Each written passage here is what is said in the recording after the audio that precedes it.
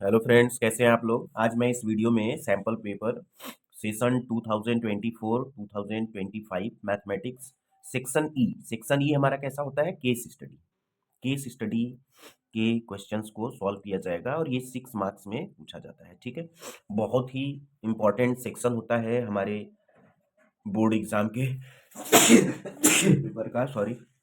Paper का बहुत ही important section होता है, जिसको आपको करना क्या होता है कि आपको कोई केस होता है, उस केस के बारे में गिवन होता है डेटा, उस डेटा को हमको रीड करना है और उस डेटा को रीड करने के बाद हमें जो क्वेश्चंस गिवन होंगे उस पे बेस्ड उसका आंसर गिवन करना होता है।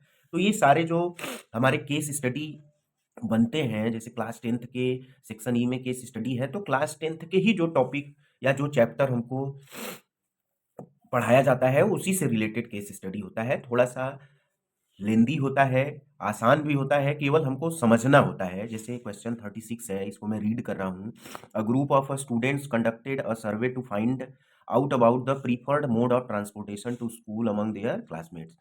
दे surveyed 200 students from their school. The result of the survey are as follow. जैसे एक स्टडी किया गया 200 स्टूडेंट्स ट्रांसपोर्टेशन के लिए कि, और जिसमें 200 स्टूडेंट्स के ट्रांसपोर्टेशन का किसी स्कूल में सर्वे किया गया कि बच्चे स्कूल कैसे आते हैं।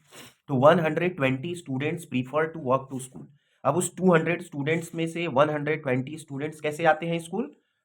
पैदल आते हैं। 25% of the students prefer to use bicycles. अब 200 स्टूडेंट्स के 25% कैसे स्कूल आते हैं? बाईसाइकिल से। ठीक है। 10% of the students prefer to take the bus. अब 10%, जो ये 200 स्टूडेंट्स के 10% स्टूडेंट कैसे आना प्रीफर करते हैं? बस से। और बचे जो स्टूडेंट्स हैं prefer to dropped off by car. अब जो बचे हुए स्टूडेंट्स हैं उनको उनके पेरेंट्स हैं वो कैसे ड्रॉप करते हैं? कार से, मतलब अपने कन्विंस से वो आते हैं। ठीक है। अब हमें इन पे बेस्ड, इसी पे बेस्ड, मतलब ये जो इंफॉर्मेशन है इस पे बेस्ड ये सारे जो क्वेश्चंस हैं इनका आंसर देना है। जैसे क्वेश्चन है, what is the probability that a randomly selected students does not prefer to walk.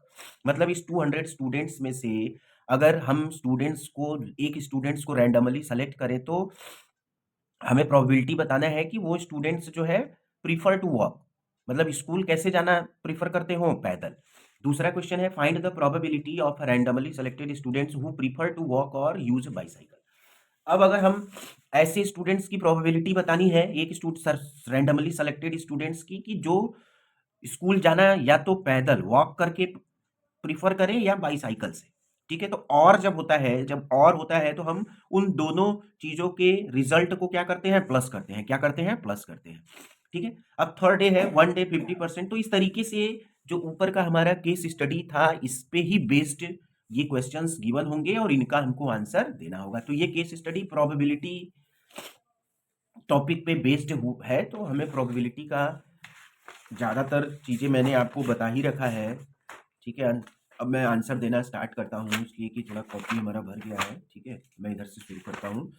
36 का ए पार्ट सोल्यूशन 36 का फर्स्ट पार्ट। ठीक है।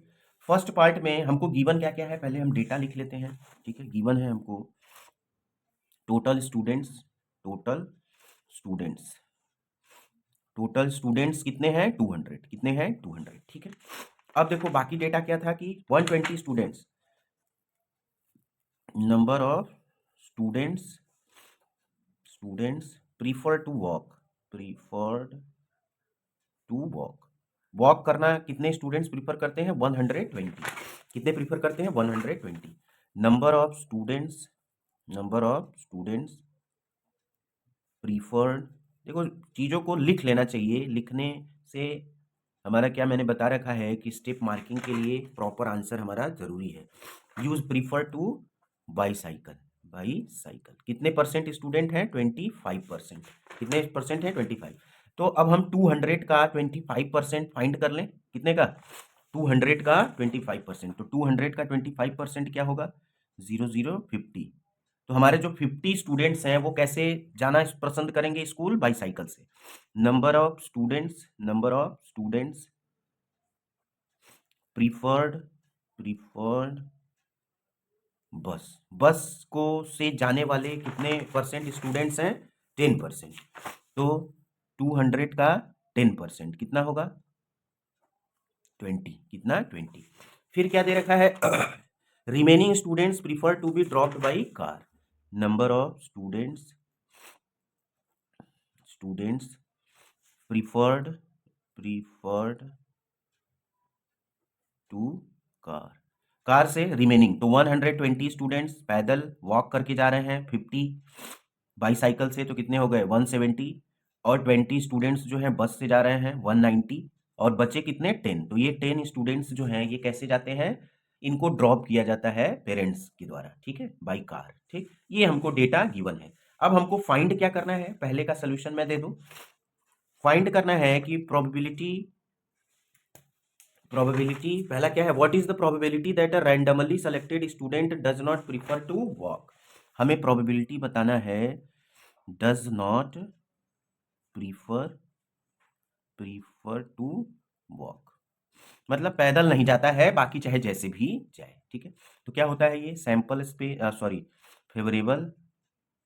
Favourable outcome upon total outcome, ठीक है। तो number of students does not prefer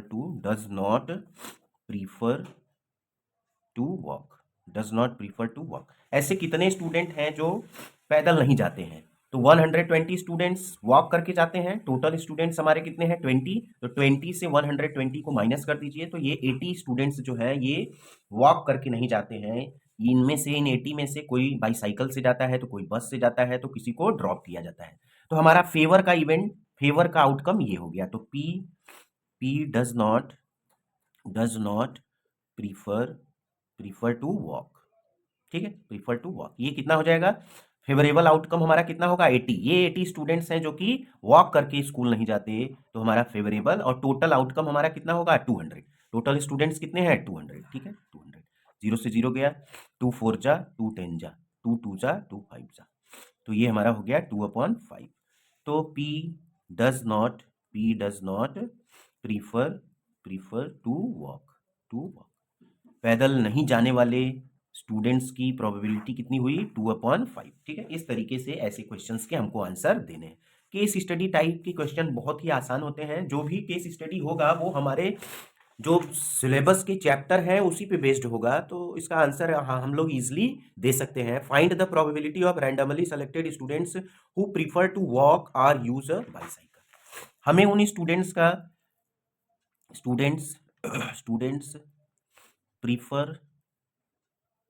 prefer to क्या करना है? पसंद करते हो वॉक और use bicycle. Prefer to walk और यूज बाईसाइकिल, ठीक है।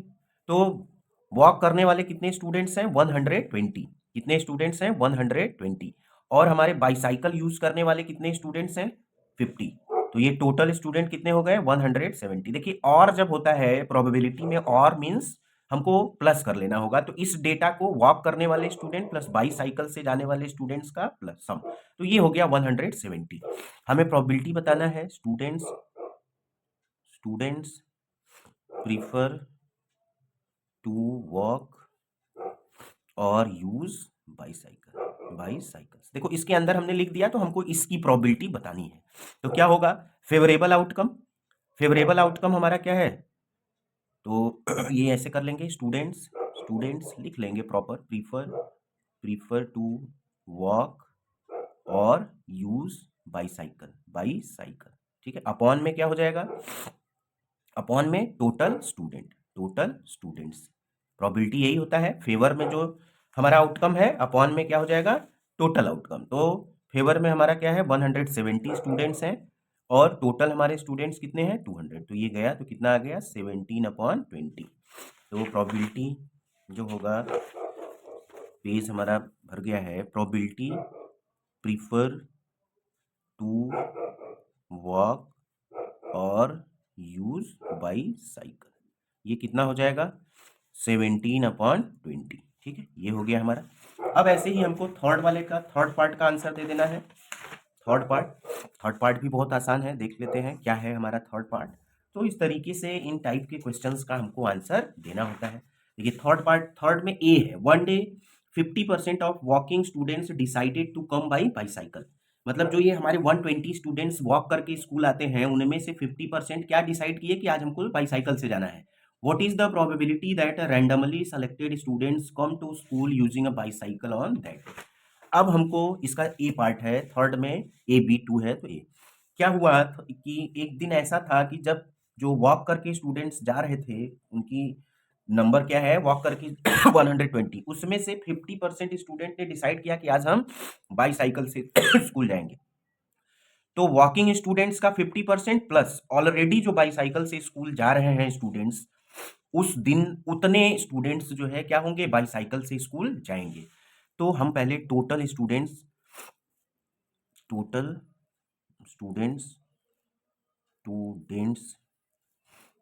प्रीफर टू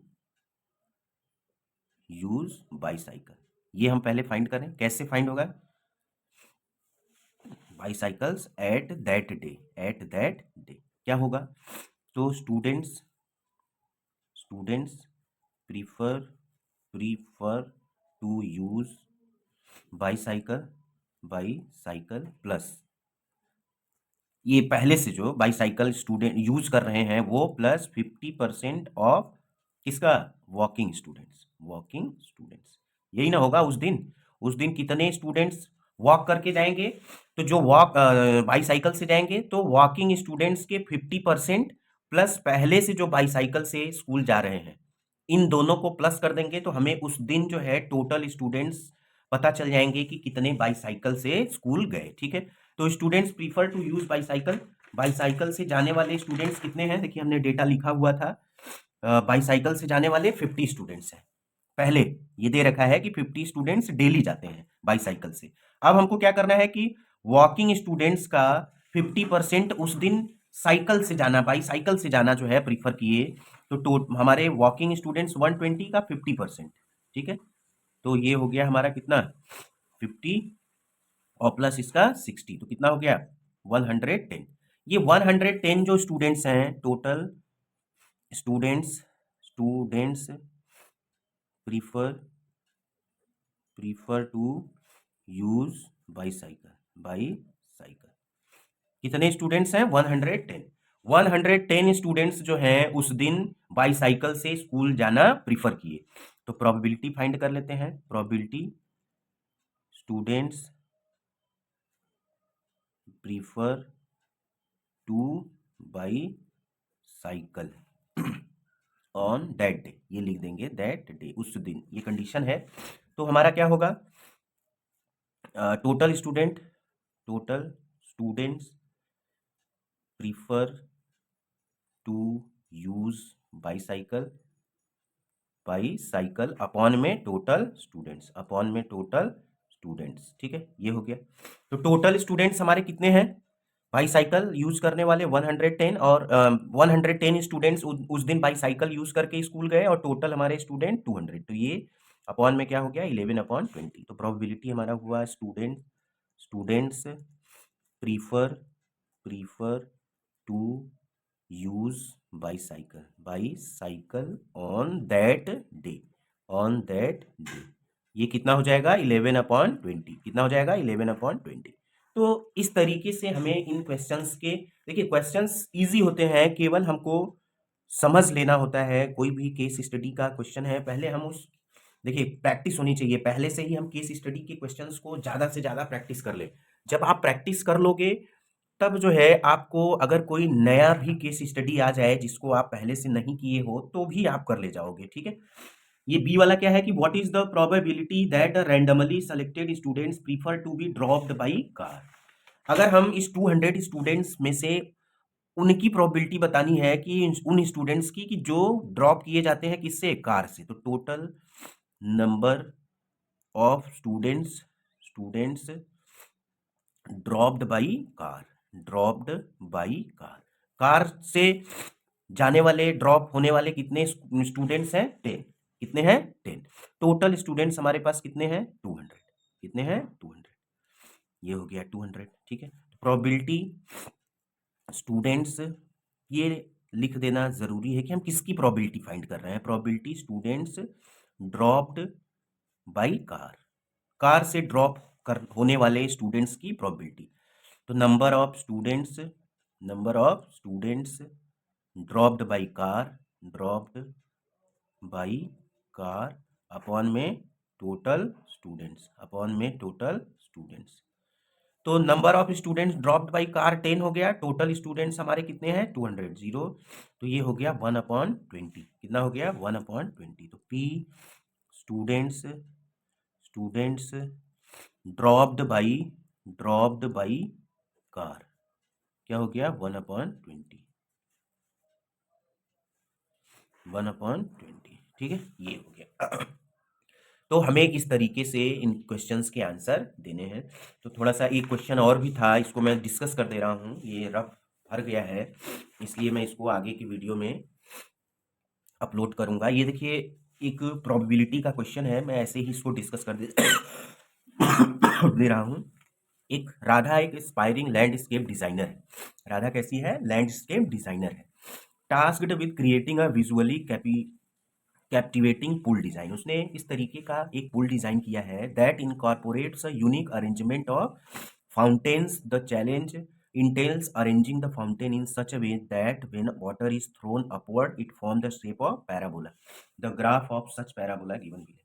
जैसे वो राधा जो है वो एक लैंडस्केप डिजाइनर है, तो उसने इस तरीके से डिजाइन किया है फाउंटेन्स को कि जब पानी जो है ऊपर जाए तो उसका शेप कैसा हो जाता है? पैराबोला। कैसा हो जाता है? पैराबोला।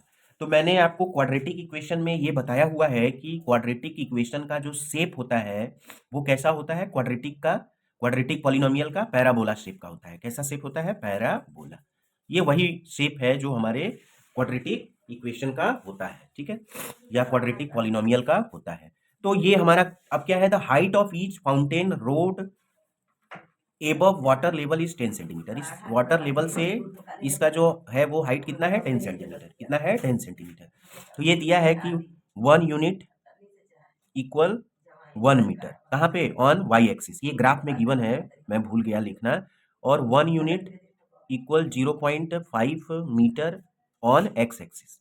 एक्स एक्सिस पे ये जो एक यूनिट है ये किसके इक्वल है? 0.5 मीटर। वाई एक्सिस पे एक यूनिट किसके इक्वल है? किसके इक्वल है? 1 यूनिट के इक्वल है। ये आपको जो है गिवन है। तो हमें दिया है the equation of the downward facing parabola. इसका फेसिंग कैसा है? डाउनवर्ड है। तो पैराबोला का इक्वेशन ये आपको गिवन है। Based on the above information answer the following questions. ये जो आपको इंफॉर्मेशन दिया हुआ है, इस इंफॉर्मेशन पे बेस्ड ये हमारे जो क्वेश्चंस हैं इनका आंसर देना है।